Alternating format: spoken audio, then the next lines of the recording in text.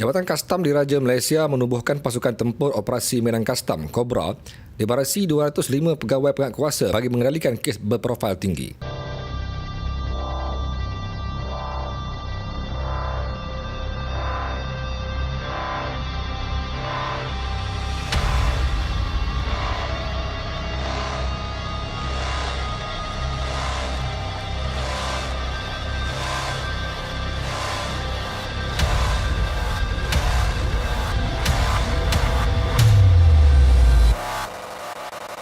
Selamat pagi dan salam sejahtera diucapkan kepada Dr. Loh Kajun. Saya, Azlaida binti Muhammad Noor, nombor matrik 266890, akan membentangkan tugasan bagi kursus JMJM 3053 pengurusan latihan dalam organisasi. Kita lihat latar belakang organisasi, jabatan yang dikaji. Organisasi yang dipilih bagi menjalankan analisis keperluan latihan adalah Jabatan Kastam Diraja Malaysia yang memfokuskan kepada cawangan penguatkuasaan Rantau Panjang, Kelantan. JKDM bertanggungjawab untuk memungut cukai tidak langsung negara yang diletakkan di bawah Kementerian Kewangan. JKDM dahulunya dikenali sebagai Jabatan Kastam dan Eksais. Ekoran kejayaan jabatan ini mengharungi cabaran dari masa ke semasa untuk memenuhi tanggungjawab sebagai pemungut utama hasil negara. Maka pada 20 Oktober 1963, Duli Yang Maha Mulia Seri Paduka Baginda Yang di-Pertuan Agong telah menganugerahkan gelaran diraja kepada jabatan ini dan kini lebih dikenali sebagai Jabatan Kastam Diraja Malaysia. JKDM bertanggungjawab mentadbir pelaksanaan sistem cukai tidak langsung negara melalui pungutan hasil, memberi fasilitasi perdagangan dan perindustrian kepada komuniti perniagaan serta menguatkuasakan undang-undang dalam membanteras penyeludupan negara bagi menjamin keselamatan dan kemakmuran negara. Hasil analisis keperluan latihan Jabatan Kastam Diraja Malaysia. Hasil analisis keperluan latihan organisasi dikategorikan kepada 3 skop utama, iaitu: pertama, analisis keperluan organisasi; kedua, analisis keperluan kerja atau tugas; ketiga, analisis keperluan individu. Kita lihat kepada analisis keperluan organisasi yang merupakan satu alternatif yang digunakan dalam melaksanakan pembangunan modal insan untuk meningkatkan potensi tenaga kerja di sesebuah unit dalam organisasi yang sudah tentunya memfokuskan kepada peningkatan ilmu, kemahiran dan pembangunan sikap yang diperlukan oleh organisasi untuk melakukan tugas bagi mencapai objektif dan matlamat jabatan.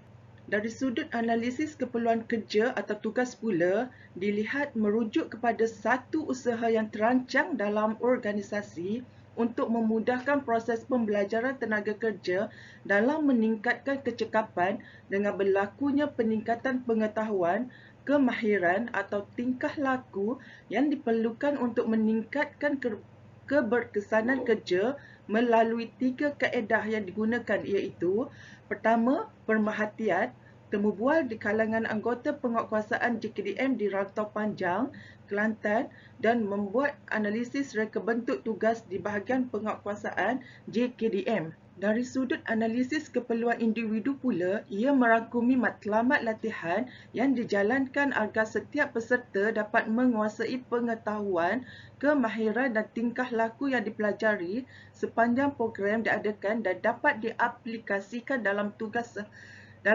seharian di tempat kerja.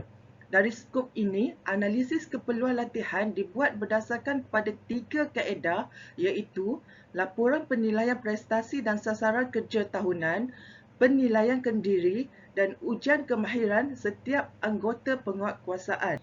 Kita lihat pula kepada laporan perancangan latihan yang telah dibuat.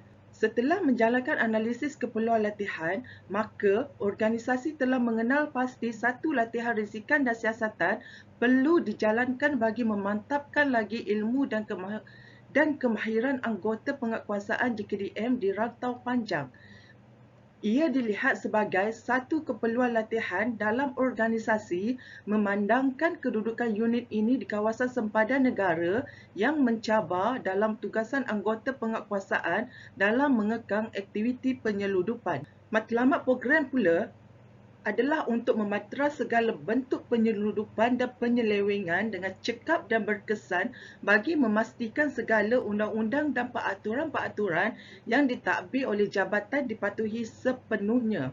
Justeru, anggota penguatkuasaan JKDM perlu siap siaga dengan ilmu dan kemahiran dalam bidang penguatkuasaan bagi melancarkan tugas yang penuh mencabar dalam usaha untuk mengekang penyeludupan yang berlaku.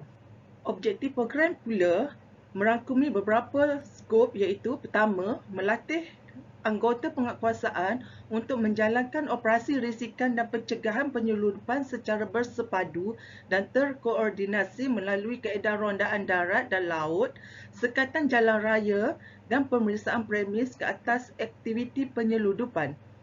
Kedua, melatih anggota menjalankan siasatan ke atas sebarang aktiviti penyeludupan melalui ampoma, orang awam atau hasil risikan yang telah dilakukan. Ketiga, melatih anggota menjalankan operasi di kawasan yang dinamakan black spot bagi mengekang aktiviti penyeludupan dan penyelewengan.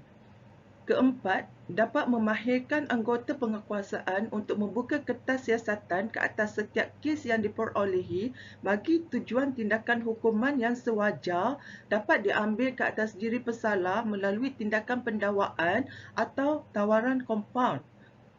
Kelima, memahirkan anggota untuk menguruskan penyimpanan dan pelupusan barang rampasan secara efisien. Kandungan program atau modul kita bahagikan kepada 4 modul iaitu pertama, pencegahan dan rampasan, modul kedua iaitu risikan, modul ketiga, siasatan, modul keempat, pendakwaan dan pada hari terakhir program diadakan, kita akan membuat satu penilaian program di mana para peserta perlu membuat kajian soal selidik keberkesanan terhadap program yang telah dilakukan oleh organisasi. Seterusnya, kita lihat kepada laporan perancangan latihan yang akan diadakan, di mana tempoh program yang dipilih ialah pada tarikh 18 hingga 22 Julai 2022 dengan menyasarkan kumpulan yang terdiri daripada grade WK22 hingga WK44. Perbelanjaan bagi mewujudkan latihan risikan dan siasatan ini adalah sebanyak RM30,000 sahaja.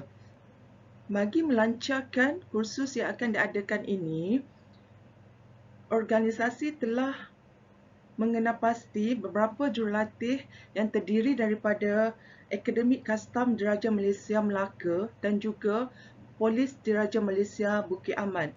Untuk memantapkan lagi program yang akan diadakan ini, seharusnya setiap jurulatih perlu membuat persediaan tambahan yang merupakan satu elemen penting selain daripada persediaan diri jurulatih tersebut dan perlu diberi perhatian utama sebelum sesuatu program latihan diadakan bertujuan untuk melancarkan sesi pembelajaran para peserta program seperti senarai semak dan toolkit box.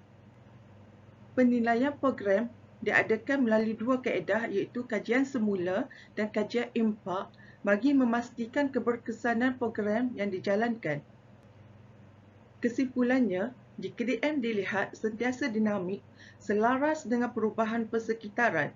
Justeru, beberapa latihan telah dikenal pasti bagi membantu JKDM melaksanakan peranan yang dipertanggungjawabkan dalam menangani isu kritikal dan cabaran yang akan diadakan dalam merealisasikan visi dan misi jabatan yang telah ditetapkan. Antaranya ialah latihan operasi risikan, latihan operasi pencegahan penyeludupan secara bersepadu dan latihan siasatan dan serbuan.